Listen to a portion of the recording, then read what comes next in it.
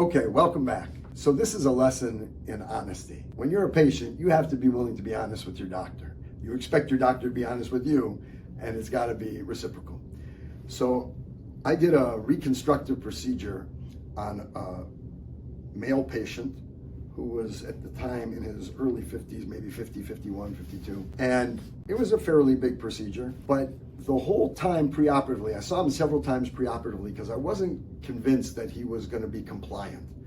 So I made sure that he wanted to have this done and that he would take time off of his work. He was a custodian in an apartment building. And it sounded like he was willing to take time off his feet as long as he didn't get any calls, but if people from the building called, he was going to have to go pay them a visit. So anyways, I was trying to make sure they understood that if he didn't follow my instructions, it could be catastrophic to the surgical work that we do. So he eventually assured me that he was going to be compliant. I had put a couple plates on him. I put one big thick screw through his big toe.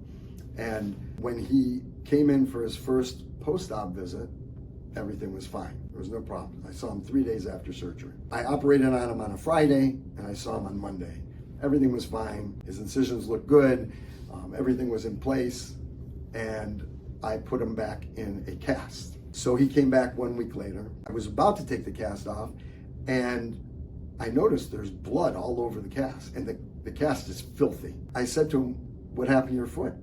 And he just quickly and dismissively said to me, nothing happened to my foot. And I point to his cast. I'm like, "You have blood all over your cast." He said, that's not blood. I'm like, "Well, your cast is filthy." And he goes, "Well, it's dirty." I cut the cast off, and I'm taking the dressing off, and the dressing is saturated with blood. Something clearly happened.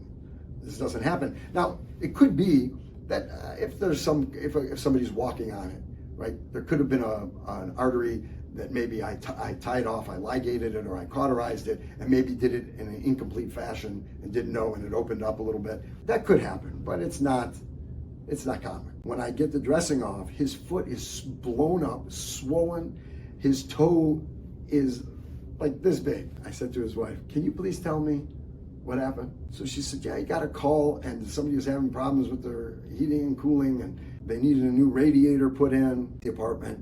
And unbeknownst to her, he went, and apparently this is very heavy. I don't know anything about radiators, but I can tell you that it did some serious damage. Threw a cast, smashed the cast, smashed his toe, broke a very thick screw that was going through his foot. This guy couldn't come clean with it. I eventually told him, "We're gonna have to take you back and we're gonna have to revise this because it's a mess." And I said, "But can I ask you something? Why wouldn't you just tell me what happened?"